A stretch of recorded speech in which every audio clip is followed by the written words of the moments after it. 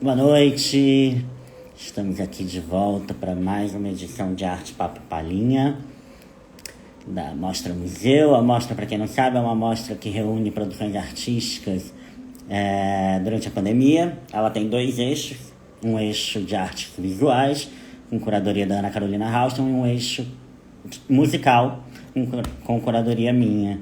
Hoje aqui no Arte Papo Palhinha a gente recebe um imenso prazer, honra, orgulho, admiração e sei lá mais o que é essa mulher maravilhosa, cantora, compositora, Jupe do Bairro. Ela já tá aqui. Peraí. Como é que eu te chamo mesmo, meu amor?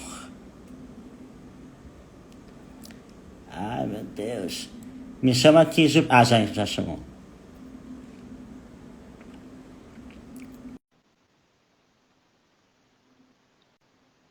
Estamos aguardando aqui a Jupe. Olá! Oi. E aí, meu bem, boa noite. Tudo bem? Boa noite, meu bem.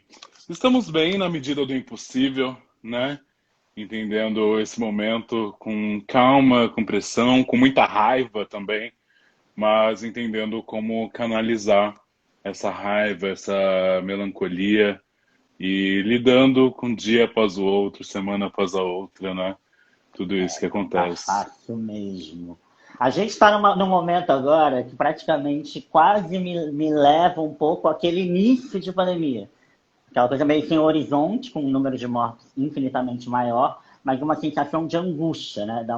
Durante um ano, quando a gente estava pensando que a gente estava retomaria um pouco as nossas vidas, temos aqui um ano de pandemia, a situação pior. Como é que como estava para você lá na época, e eu digo até profissionalmente, né? Como você estava ali naquele momento e como você está hoje? Olha, eu tive um momento de muita confusão, assim mesmo, que eu me senti muito perdida, né? Eu já estava com o andamento do meu EP, Corpo Sem Juízo, que inclusive foi feito a partir do financiamento coletivo, onde já eu lancei a campanha do financiamento coletivo, onde uma guerra cultural já estava instaurada, que foi em 2019, onde artistas estavam perdendo os seus espaços, né, suportes financeiros, principalmente do Estado. E foi um momento que eu me senti extremamente vulnerável de pensar, mas poxa, como que nesse momento tão conturbado e todo mundo sem grana, principalmente a classe artística, como que eu vou justamente pedir dinheiro para executar o meu trabalho, né? Porque a gente se sente, quem faz campanha de financiamento coletivo, eu acho que sente essa sensação de se sentir enquanto pedinte, né? E se sentir enquanto pedinte dessa maneira pejorativa de pedir dinheiro para pessoas para poder executar sua arte. Mas eu bati a meta com mais de 600 pessoas colaborando diretamente com esse trabalho. E foi em 2020, logo no comecinho, eu já comecei uma imersão, né? É, que eu fui com a Bedcista, num processo de imersão mesmo, para produzir o disco, para finalizar as composições. E nesse percurso, é, eu fiquei eu terminei de gravar as vozes, né, bases, uma semana antes do início do lockdown no Brasil. Então, se eu demorasse uma semana, adiasse uma semana meus planos, por exemplo, talvez o disco nem aconteceria, porque muitas coisas eu tive que gravar no WhatsApp, entrando no armário, depois de tanto tempo, eu tive que voltar para o armário para poder executar o meu trabalho, para gravar guias e tudo mais. E daí foi quando tudo ficou muito intenso, né? A intensidade de lives e essa comunicação atravessada que confesso que me deixou muito preocupada desde o início, porque eu via muitas pessoas querendo falar sobre esse assunto e também produzindo. Olha como estar em casa é legal. Uhum. E eu sentia que só eu não estou achando que é legal ficar em casa, só eu não estou me sentindo tão produtiva e tudo mais. Mas mesmo assim, continuei fazendo o meu trabalho com o EP Corpo Sem Juízo, e ao mesmo tempo tava surgindo uma fala muito grande de artistas, né? Falando sobre o quão perigoso poderia lançar um trabalho nesse momento, porque a única distribuição seria a internet, sem shows, né? Sem poder ter outros tipos de divulgação.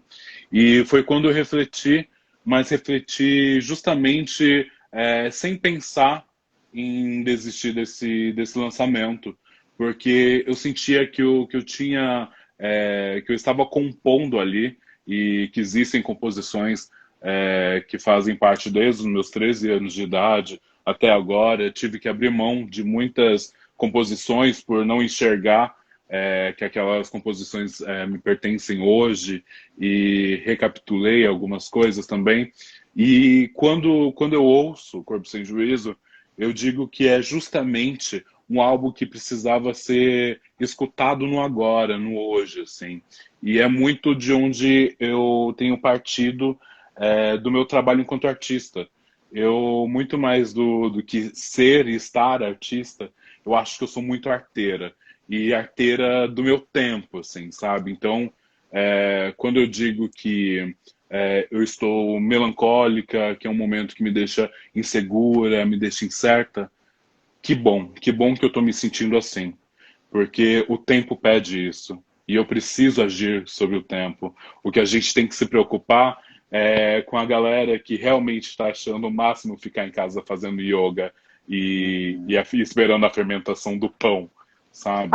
É, nós precisamos estar realmente porosos a isso, mas uma coisa que eu tenho ficado cada vez mais pessimista com esse cenário, mas o que eu gosto de desassociar também é que o pessimismo não significa o derrotismo.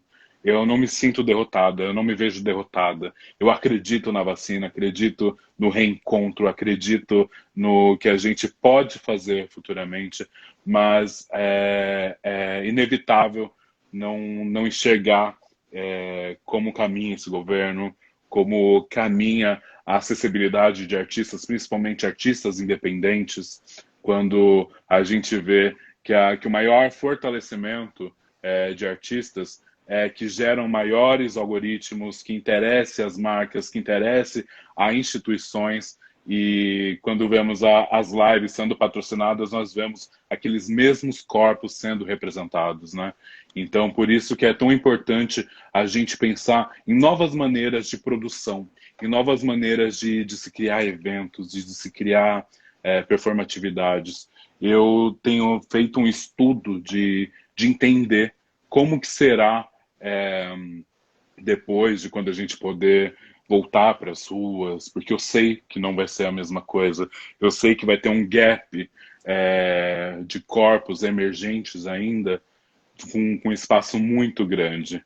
Então eu tenho revisto cada vez mais e rearticulado a minha arte para que eu possa fortalecer outras pessoas e que essas outras pessoas também possam me fortalecer, para que a gente consiga caminhar. E eu não sei como faz isso, sinceramente, mas o que me deixa muito tranquila é que eu acredito que o corpo marginal, o corpo sem juízo, possui um chip de alta tecnologia de adaptação ao tempo.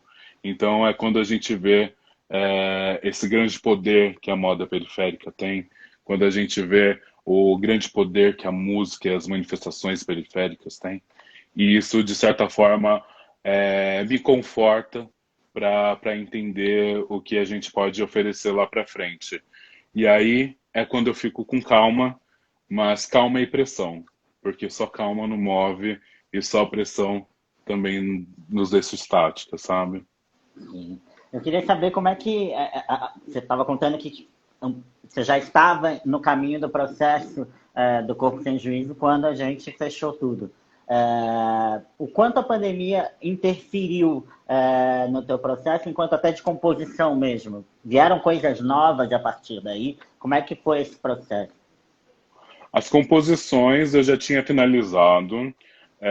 Finalizei eu no começo do ano passado. Eu fiquei um tempo em Salvador, que foi extremamente importante. Fiquei com pessoas extremamente importantes, assim, que me deram muita referência, muito suporte. E eu fiquei o maior tempo que eu fiquei em Salvador, assim, e que foi muito curioso, que eu me coloquei no lugar de não estar na Bahia, em Salvador, enquanto turista. E eu estava numa época de carnaval, né, da festa de Iemanjá, e eu queria ir contra a corrente, assim, porque eu precisava me conectar com os artistas locais de lá, com a cena independente de lá, conhecer outros lugares que senão a Praia da Barra, sabe? De procurar entender as necessidades de artistas de lá. E eu mesma acabava ficando muito ofendida quando eu comecei a ouvir as pessoas, né, principalmente saindo, se locomovendo do Sudeste, indo para Salvador para descarregar a energia ruim que foi o ano anterior, de sair de lá com axé, voltar com axé, né? E isso é uma troca desleal, porque não é uma troca de fato, né? Você não entrega algo à geografia, você só toma para si. Então foi um experimento que eu quis fazer e acabei fazendo uma pré-imersão lá e que acabei falando, gente, eu não vou para Salvador para fazer show. E daí acabei fazendo dois shows lá, um na praia do Unhão, de um show beneficente com MC Tá, com o Rico da Laçã, Marral Pita. E depois eu também Só fiz gente ruim, uma. né? Gente sem Só gente ruim, só gente que talento. não Ai, presta. só gente que não presta. Só gente que não presta. E daí também fiz é, uma festa com Paulinho Paredão, que não tinha como, eu me inundei com aquelas pessoas e não tinha como dizer não, e acabei fazendo esses shows assim. E depois, quando eu volto, eu já volto para a imersão, que era que foi essa imersão mais criativa, mais direta para a criação do meu álbum, e as composições estavam prontas. Porém, é um EP visual, né? Eu já tinha colocado enquanto um EP visual, e que seria, não imaginava que estaríamos nesse cenário, assim. Então eu tive que cancelar todas as filmagens e foi um gap, assim, de pensar, nossa, e agora? Como que eu vou entregar esse visual? Porque não podemos sair de casa, tudo tinha desandado, eu tinha demorado um tempão para fazer o roteiro, escrever o roteiro, e daí eu tive que novamente me readaptar a esse tempo e como esse tempo poderia me fortalecer.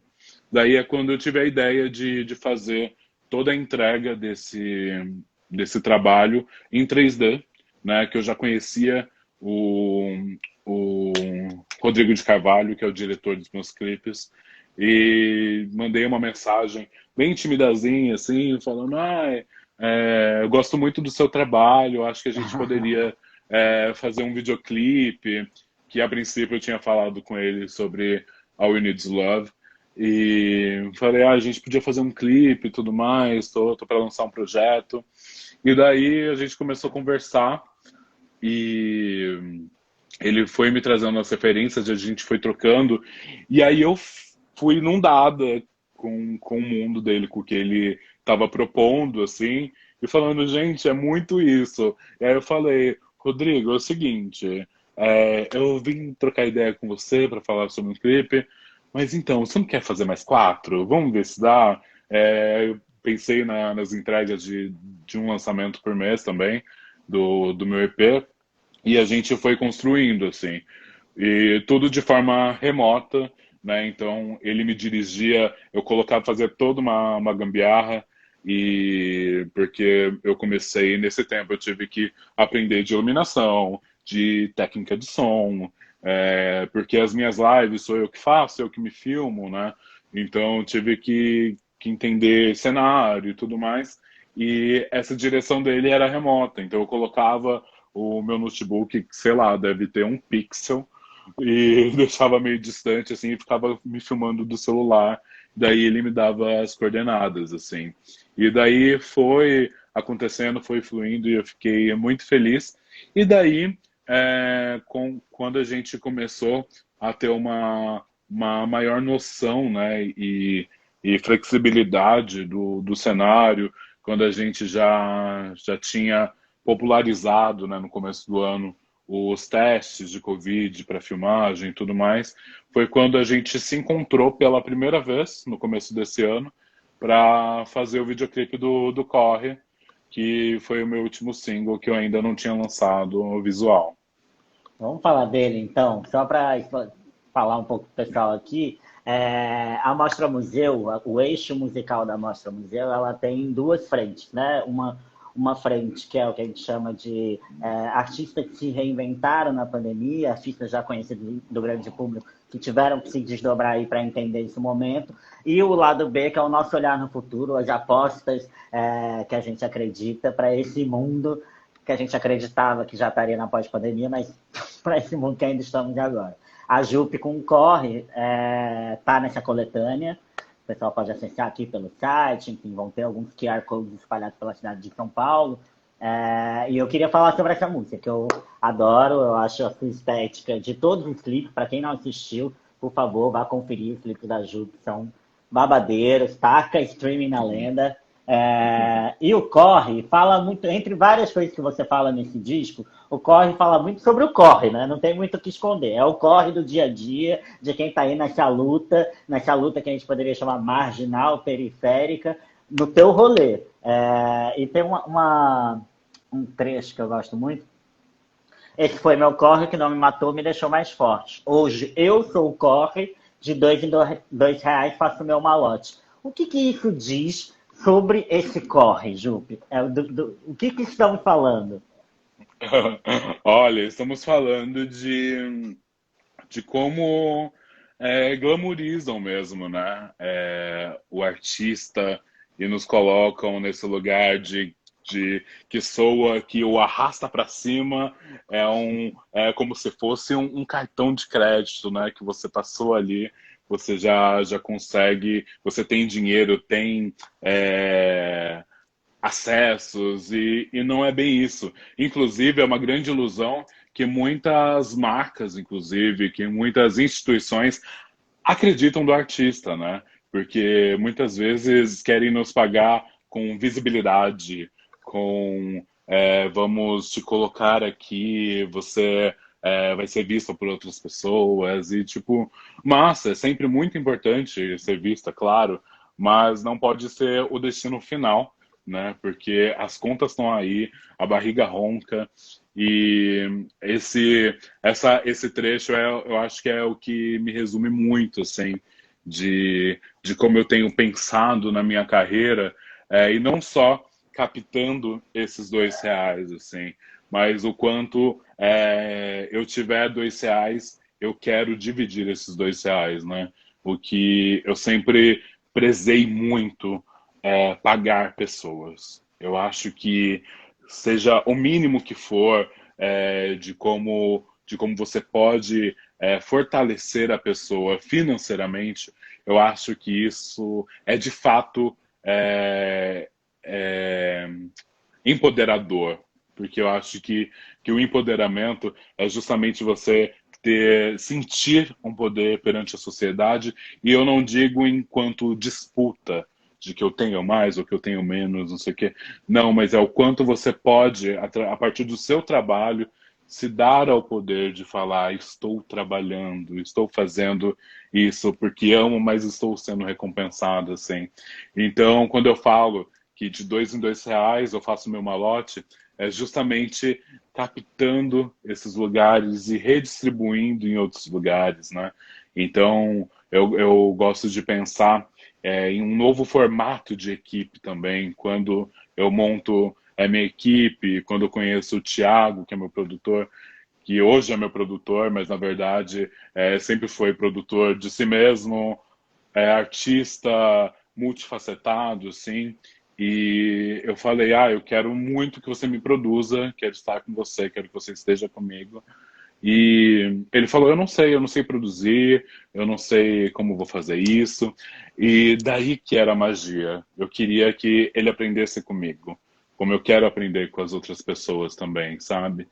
E eu quero fazer essa frente para que o meu trabalho ele seja o mais horizontal possível. Porque uma coisa que eu faço muita questão é de sempre evidenciar que eu estou enquanto linha de frente, mas isso não significa que eu estou sozinha. Existe uma equipe por trás de mim, uma grande, pequena equipe, que é a Bia Ben, Isabela Costa, a Felipa Damasco, o Thiago Félix, que são pessoas que me nutrem todos os dias para que eu continue acreditando para poder criar. Porque se eu não tivesse esse investimento enérgico, talvez eu não conseguisse continuar criando e me alimentando para que eu possa tentar viver de arte no Brasil, né? Que é tão difícil. Muito difícil. A gente estava, bom, para quem não sabe também, eu e a Jupe, a gente foi parceiro na curadoria do último edital do Natura Musical e foi um exercício diário ali da gente entender, né, todas as questões, o volume que a gente tinha, como que a gente distribuía isso. Você falou de distribuição, a gente falou muito sobre isso ali. E a gente tem também são algumas salvações, né, do mercado musical, que é o que a gente chama de os editais e tal. Como é que você tem visto a questão da promoção para artistas independentes hoje, né? A gente teve um cenário muito dramático, né, que foi a Lei Aldir Blanc, que é uma conquista, uma iniciativa da oposição do governo, para que fique bem claro, né, que não é uma iniciativa que parte desse governo, assim como auxílio emergencial e tantas outras coisas, que são brigas da oposição que acaba virando elemento de discurso, né, da pessoa que não faz nada e que não está nem aí para isso. Como é que você tem visto esses novos entendimentos dos editais, né? A gente discutiu muito questões sociais, raciais, de gênero, sexualidade, enfim. Você vê com algum otimismo esse olhar no futuro, essa redistribuição hoje? Olha, eu ainda não consigo olhar com otimismo, sendo bem sincera, mas eu consigo enxergar como uma oportunidade. Mas é sempre muito importante também trazer que essa oportunidade, assim como a gente debateu muito nesse processo de curadoria, é que essa oportunidade acaba sendo destinada para alguns artistas, onde não é sempre considerável a sua ideia genial, mas sim sua escrita hegemônica. Então, a gente precisa cada vez mais falar e demonstrar e fazer com que essas pessoas também tenham outras ferramentas, sabe? Quando eu vejo eu e minha equipe, né, a partir da Bia Bem, fizemos uma jornada musical, jornada da música independente, que era justamente uma proposta de trazer um curso sobre redes, produção, imprensa, a custo mais acessível, porque quando a gente vê um curso de produção, de ECAD e algumas coisas, ou é gratuitamente com uma linguagem extremamente inacessível, né, que eu acho que algumas pessoas sentem até um certo fetiche em falar difícil para que pareça mais Uhum. sedutor, mais inteligente, e isso acaba segregando também, ou de cursos onde você pode fazer perguntas e o custo é extremamente abusivo, né? Porque uma pessoa que tem R$ 300, R$ 500 para investir hoje num curso, principalmente uma pandemia, sendo artista, é uma pessoa que já consegue se articular de alguma maneira, né? Porque quando a gente fala de artistas independentes, a gente quer falar de artistas independentes também que sai do radar, que sai dos holofotes, que sai dessa captura, né, do sistema, da indústria.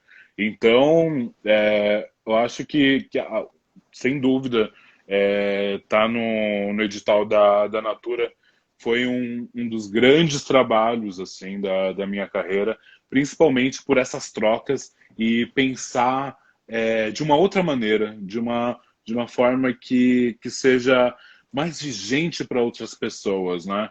E isso não se colocar no lugar desses artistas, dessas pessoas, porque eu acho que seria muito difícil. Mas é como a gente pode pensar métodos de reparação para que a gente consiga sentir falta mesmo de, opa, por que não tem isso daqui aqui? Por que não tem isso aqui aqui? E que principalmente a gente sinta falta de recortes que não são os nossos, porque é muito fácil a gente se atentar em recortes que partem das nossas características, da nossa vivência, né?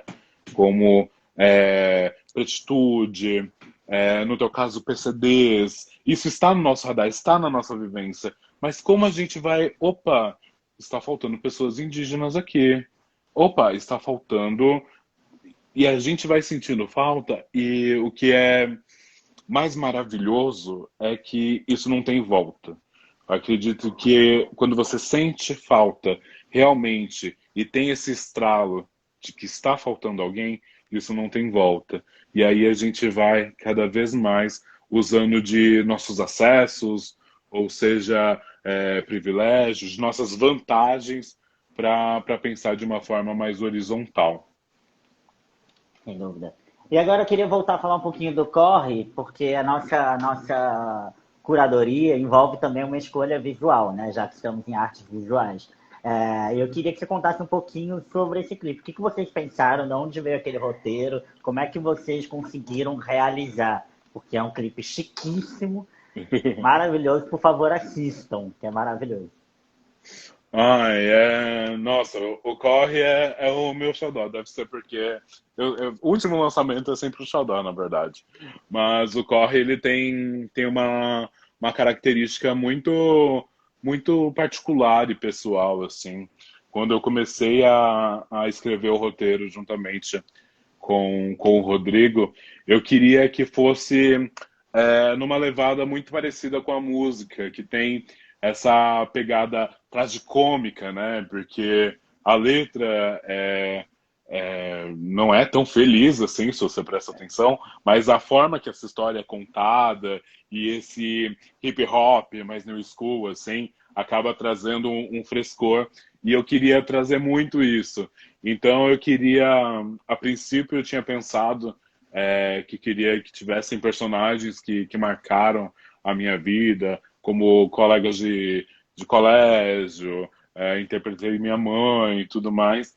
E daí eu tenho uma coisa que anda junto comigo, que é o fato de eu ser aquariana, né? Então, às vezes, eu vou longe, minha cabeça, ela vai para outros lugares, assim. E daí, quando a gente terminou o roteiro, eu fiquei super, super apreensiva, porque tinham 10 personagens, e que esses 10 personagens precisaria de 10 looks, 10 maquiagens, 10 cabelos, né? E por conta do isolamento, a gente precisava com que toda a filmagem fosse em um dia. Então a gente ficou 12 horas direto no set, assim, que era essa energia de tipo, parou, vai trocar cabelo, parou, vai trocar maquiagem, vai trocar figurino. E que foi um lugar muito, muito gostoso de experimentar também, até porque eu lancei o making off no mês passado e que na verdade era tudo imaginado, né? Porque é tudo feito no chroma key. Para não mentir, duas únicas coisas que não eram chroma key era eu e um copo que eu seguro, sim. De resto, era tudo chroma key. E eu fiquei nesse lugar muito de experimentação também, né? Porque pediu muito da minha atuação, de imaginar estar numa escola, de imaginar estar numa carteira, de imaginar estar dirigindo um carro, assim. E eu fiquei muito feliz com o resultado. Mais uma vez, foi um projeto megalomaníaco, assim, com prazo curtíssimo, porque eu queria lançar no dia do meu aniversário. E também acabei lançando anteriormente. Eu fiz uma semana de o aniversário é meu, mas o presente é de vocês, sabe? Que eu fui entregando. Entreguei um clipe de lyric vídeo do Corre Remix, entreguei o Corre Remix e também o clipe do Corre. Ô, Jupe, que outras. A gente teve ano passado, para além da pandemia, a gente teve um movimento muito importante, né? Quando a gente fala em pretitude, do Black Lives Matter, que está até rolando julgamento nesse momento, do George Sim. Floyd. E isso reverberou no mundo inteiro, isso mudou coisas nos Estados Unidos, né? Eu acho que uma grande influência dessa mudança de presidência se deve a esse movimento. Como você viu isso reverberar em você e aqui no Brasil? Como é que você sente que isso respingou aqui e como a gente pode fazer disso também um processo de mudança? Eu acho que nós temos que ter muito cuidado e atenção para que as nossas lutas, né, elas não se tornem alegorias, né? Quando a gente vê o que aconteceu com Che Guevara, acontecendo com a história de Marielle, né? Uhum. Onde Marielle presente virou um slogan de campanha de Fashion Week, sabe? Onde marcas fazem a camiseta com o rosto dela sem autorização da família. Então é muito perigoso fazer com que essas nossas lutas virem essas alegorias de de uma forma até celebrativa e cruel, né? E foi muito o que eu fui prestando muito atenção, principalmente de como isso reverberou no Brasil, do quanto era inevitável não se colocar uma fotinha preta lá, né, falando que vidas negras importavam, mas o quão esses perfis, né, essas pessoas que estavam por trás desses perfis, fazem de forma reparatória para que essas vidas pretas realmente importam, né? Porque um lugar que eu sempre fico fazendo o exercício é que o meu local de fala, ele não significa o seu local de silêncio, né? Eu acho que o racismo não é um problema das pessoas pretas, a transfobia não é um problema das pessoas trans, a homofobia não é problema dos homossexuais. Então, a gente precisa entender e responsabilizar e nos responsabilizarmos também do quão a gente acaba endossando e sem saber. Porque, claro, existe a pessoa que enfia a faca, mas a gente tem que perceber quem é que vem amolando essas facas também, né? Então eu estava recebendo umas mensagens aqui da minha produção que o Insta tinha caído, né? Mas a nossa live continuou e a Que galera tá loucura! voltando. É, por isso que deu uma queda tanto de pessoas. Gente, aproveitem que o Gente, Insta está todo mundo voltou. aqui. Por favor, deem sinal de vida. Aproveitem que o Insta voltou. Tem uma setinha aqui, ó. Manda para todo mundo para vir assistir a gente aqui nesse papo. Sim. Convida as amigas, fala: olha, a Jupe do Bairro tá ali falando uma palavra de fé, de amor, de carinho. Vai lá, porque eu sei que você tá meio perturbadinha, ela pode te ajudar. Aquelas. Mas Para quem não assistiu alguma parte ou perdeu alguma parte, eu acredito que eu vou conseguir salvar tudo. A não ser que, sei lá, ele delete a parte que estava e caída. aqui Mas super enfim. fluiu, que doideira. A gente estava normal. Que doideira. Bom, vamos lá. Seguimos. Então, e daí eu tenho feito esses exercícios e, e tentado cada vez mais fugir dessa captura, porque eu não quero fazer parte de algo que não me caiba, de fato. Porque quando a gente vê episódios como os do Rodolfo, né, recentemente no BBB, Chegamos no BBB! Agora que a chegamos audiência no vai BBB. bombar. Quando a gente vê esse endosso, assim, a gente consegue perceber que muitas vezes o lugar do opressor só pede desculpa para não dar o braço a torcer ao oprimido, sabe? Porque não foram desculpas de verdade. E a gente precisa entender que aquele 50% só prova o quanto o Brasil odeia gente preta, sabe? E o quão os 99% da Carol Conká ainda justifica esse ponto, sabe? Então, o que é maior, o que é menor, o que dói mais? Ai, mas ele fez um comentário que eu também faço. Gente, isso é normal. E quando você vê uma coisa, olha,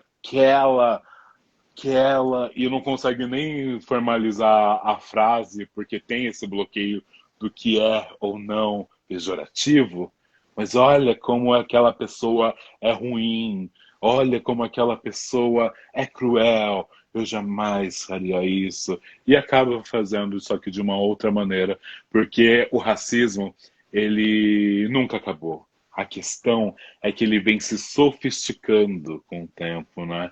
Ele vem atrelado de falas, inclusive, que parecem extremamente libertárias e igualitárias, mas que vem atrelado justamente para que possa ser surfado e de uma maneira que seja quase em perspectiva.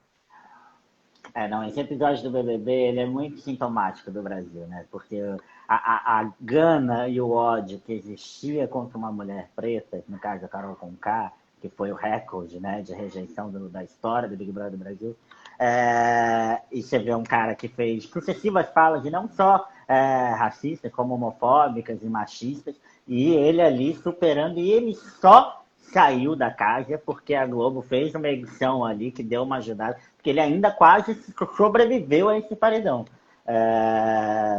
Então, realmente, assim, o Big Brother, as pessoas falam, é alienação, não sei o que lá, mas é um microcosmo ali que acaba dizendo muito do nosso macrocosmo. Então, assim, realmente uma loucura, assim. Você acompanha o BBB e como você está lidando com redes sociais nesse momento, Ju? Olha, eu acompanho o médio, assim. É difícil não acompanhar quando você tem Twitter, né, na verdade, porque só se fala disso, assim. E às vezes eu assisto as edições ao vivo, né, tipo prova, ou quando estou em casa fazendo nada, eu assisto votação, assim, mas não estou tão viciada, tão vidrada, assim, porque essa edição principalmente me trouxe disparadores assim de gatilhos muito grandes assim que eu ficava, gente, eu não preciso passar por isso, sendo que já tenho tanto problema para resolver aqui Uhum. fora, né? E quase uma lógica vampiresca, assim, sabe? Eu não queria participar disso. E daí, com as minhas redes, eu tenho entendido cada vez mais, assim, o meu tempo e sendo sincera comigo. Às vezes eu não vou conseguir postar uma foto, não vou conseguir pensar numa legenda, não vou ter algo interessante para falar nos meus stories. Às vezes não vou me sentir bonita. Às vezes eu vou entrar nas contradições. Às vezes vou me sentir até é, não conseguindo sustentar quem eu carreguei até agora. E que tá tudo bem, tá tudo bem. A contradição, a gente precisa entender que o nosso corpo é contraditório, que a nossa mente pode ser contraditória. Não vai ser todos os dias que eu vou me olhar no espelho e falar: nossa, Jupe do Bairro, como você tá bonita, como você tá gostosa. Atravessa esse reflexo porque eu quero beijar sua boca. Vai ter dias que eu vou falar, ai, gente, nossa, quero mudar isso, quero colocar um peito, quero colocar dois, quero colocar um na testa. E vai ser assim, porque o nosso corpo é em contradição, o nosso corpo é essa coisa viva que é instável, não vai estar sempre bem. E eu tenho tomado esse cuidado também com as minhas redes e o que reflete também com a minha equipe.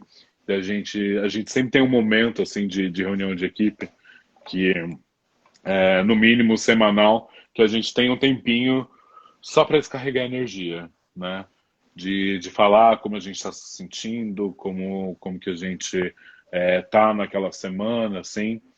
E, e daí é um descarrego, e aí depois a gente vai falando de trabalho, o que a gente pode fazer naquela semana, o que infelizmente vamos ter que abrir mão, e assim vamos caminhando. Sim. Você veio de uma parceria muito frutífera com a Linha. Eu queria que você me contasse um pouco como foi esse encontro e como foi a decisão do tipo, vamos agora seguir cada um nosso caminho e não que isso seja uma separação para sempre, né? Porque as parcerias elas voltam em feats, enfim, mil possibilidades ali na frente. Mas queria que você me falasse um pouco desse encontro, em que momento vocês falam, ah, vamos dar um, não um tempo, né? Mas enfim, vamos seguir um pouquinho aqui nossa vida. Então, Ai, nossa, será que. nós Ai, nos desculpa. Tinha conhecemos. 17 espectadores aqui um momento. Falei, não, 17. Não, pelo amor de Sai Deus. alguém! É, o nosso encontro, ele se deu a partir da arte também. Eu já cantava, né? Já tinha um trabalho com rap e freestyle. Então a gente se conheceu na primeira edição do SP na Rua, se eu não me engano, acho que é SP na Rua. A primeira edição do SP na Rua, onde ela ia performar em um palco que eu estava saindo, que eu tava me locomovendo para outro palco, assim. E nós tínhamos muitos amigos em comum, e daí me apresentaram, olha, essa aqui é linda, não sei o que, não sei o que. Daí eu não deixo uma cantada passar ilesa, né? Apesar de ser muito tímida. Eu sou muito safado, eu sou a própria piranha. E aí eu falei, nossa, é linda, linda. Daí ela deu um riso frouxo, assim, tipo. Aí eu falei, nossa, eu perdi a oportunidade de beijar aquela linda boquinha por conta dessa piada. E daí, com o tempo, a gente foi se aproximando muito, porque nós começamos a ficar no mesmo radar de festas e estar nos mesmos lines. E muitas vezes ela estava performando numa festa que eu estava cantando. E nós viemos de extremos, né? Ela no extremo leste, eu no extremo sul. Ainda a gente não tinha transporte 24 horas, quem dirá dinheiro para pegar um táxi, né? Então nós ficávamos esperando os terminais de ônibus abrir, os pontos os metrôs abrirem, né? Na frente a gente às vezes dormia, muitas vezes a gente dormia na rua esperando o transporte abrir.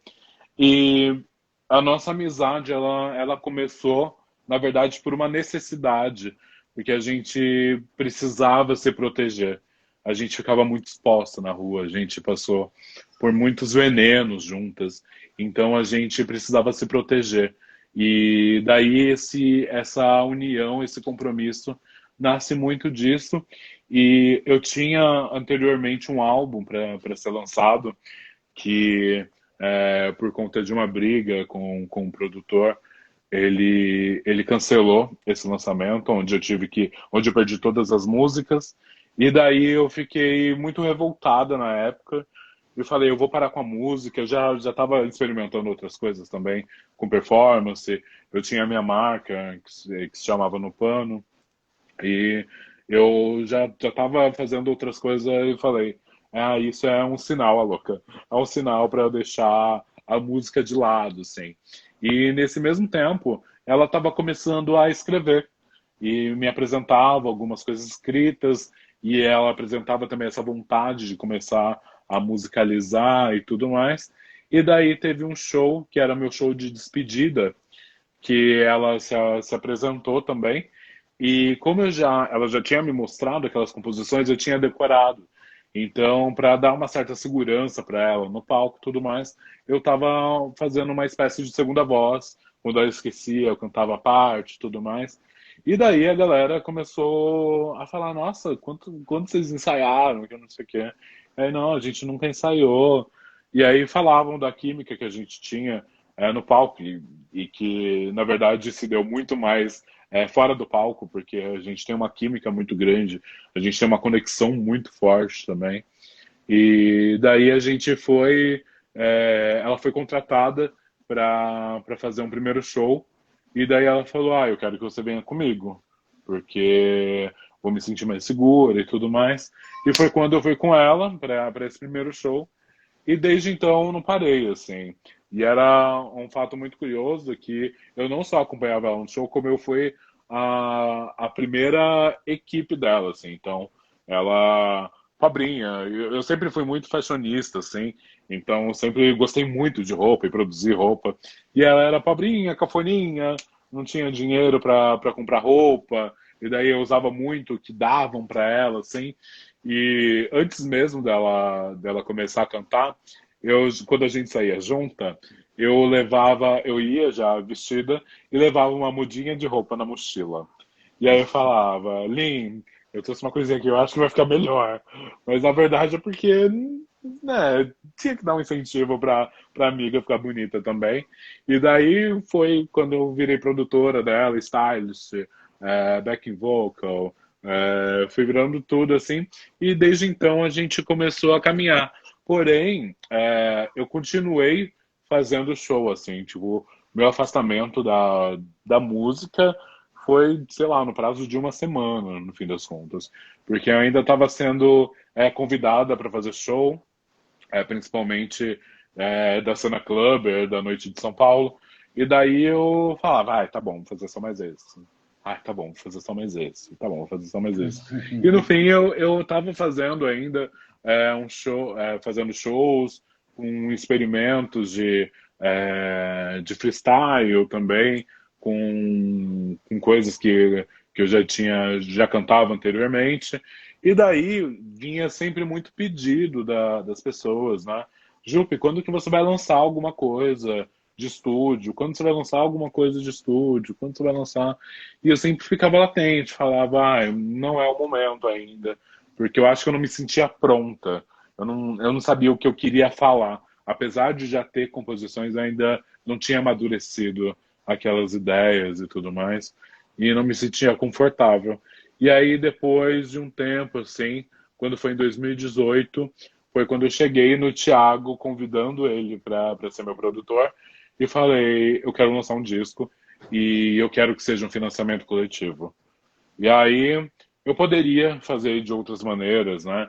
Como eu tive, era um tempo que eu estava com muito contato com a Fábrica de Cultura do Capão Redondo, inclusive uma das faixas eu acabei gravando por lá, mas eu queria que fosse um financiamento porque eu queria sentir que pessoas acreditavam em mim. E para isso eu precisava acreditar nelas também. Então eu precisei fazer um financiamento coletivo que no começo eu achava que era uma loucura, eu sabia que o custo ia ser muito alto, mas eu falava: gente, não vai bater, não vai bater. E ficava muito insegura por conta do cenário. E foi muito curioso, até porque muitas pessoas me conheceram a partir da minha campanha, porque minha campanha acabou viralizando por conta das estratégias de marketing que eu usei. E o que era muito curioso, assim, porque às vezes eu sou convidada para fazer uma palestra em universidade sobre minha campanha e sobre todas as estratégias que foram canalizadas nisso, mas eu fiz com um celular que tinha 8 gigas e que eu precisava excluir um aplicativo e jogar as fotos que eu editava na nuvem, e aí pegava, baixava um aplicativo de vídeo, fazia um vídeo, tinha que apagar para subir o vídeo na nuvem, e assim eu fui caminhando. E é um lugar que eu falei até hoje. nos meus stories, que nesse momento, nesse tempo, eu não me frustrei. Eu fiz o que dava com o que eu tinha. E eu acho que é o que a gente. E isso serve muito para esse momento, assim, se servir de acalanto para as pessoas. É que a gente não pode se frustrar. A gente só pode fazer o que dá com o que a gente tem. E que isso pode ser maravilhoso. E o quão a gente precisa cada vez menos se comparar com as outras pessoas. Isso é um risco muito grande das redes sociais, né? Porque a gente fica assistindo a vida editada das pessoas, né?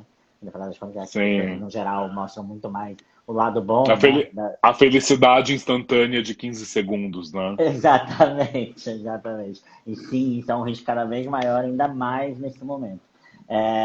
Para quem não, enfim, quem quiser saber mais um pouquinho dessa relação da Jupe com a Linha, eu recomendo muito um documentário maravilhoso do Kiko e da Cláudia, Bicha Travesti, filme belíssimo, premiado em Berlim. É uma coisa assim, esse filme é de uma delicadeza e de uma beleza que transborda, e é muito, muito, muito bonito e emocionante ver a amizade de vocês. É uma coisa assim, muito forte, muito bonita de se ver num momento como esse, porque a gente está tão sozinho, né? A gente está vendo nossas relações se transformarem tanto, né? Tão, se distanciarem de alguma forma, né? Por conta de isolamento, enfim, não, enfim, por N motivos.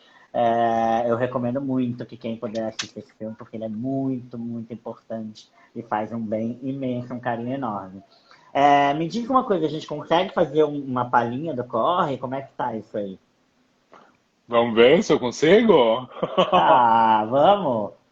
Vamos, mas aí depois, por favor, todo mundo vai lá ouvir com a Master e Vai lá no Mixer, né? YouTube, vai lá dar play nesse clipe maravilhoso. O Tem Corre faz clipe, tem parte da remix. coletânea, está no Spotify, em todas as plataformas.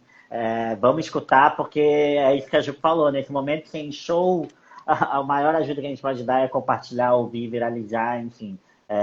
Apoiar de todas as formas possíveis e artistas que nos mantêm vivos, né? Eu falo muito isso, como é importante, como foi importante a cultura estar tão presente nesse momento, né? Uma cultura que é tão amaldiçoada, né? Esse papinho cretino e ridículo de mamata, lei Rouanet, não sei o quê, enfim. As pessoas não sabem da missa à metade, isso é muito bom também. As pessoas pararem de se informar em grupos de WhatsApp, pararem de se informar em sites de fake news, porque é muito importante a gente se informar bem, se informar corretamente e valorizar quem nos dá realmente alimento para sustentar esses momentos tão difíceis. Então, por favor, Júpio, corre esse corpo sem juízo maravilhoso. Procurem, acessem e taquem play, taquem streaming nessa lenda maravilhosa. Vai que é tua.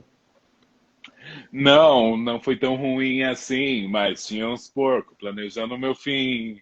Sem tempo para lamentar, a dona Sueli fazendo um corre para a barriga não roncar.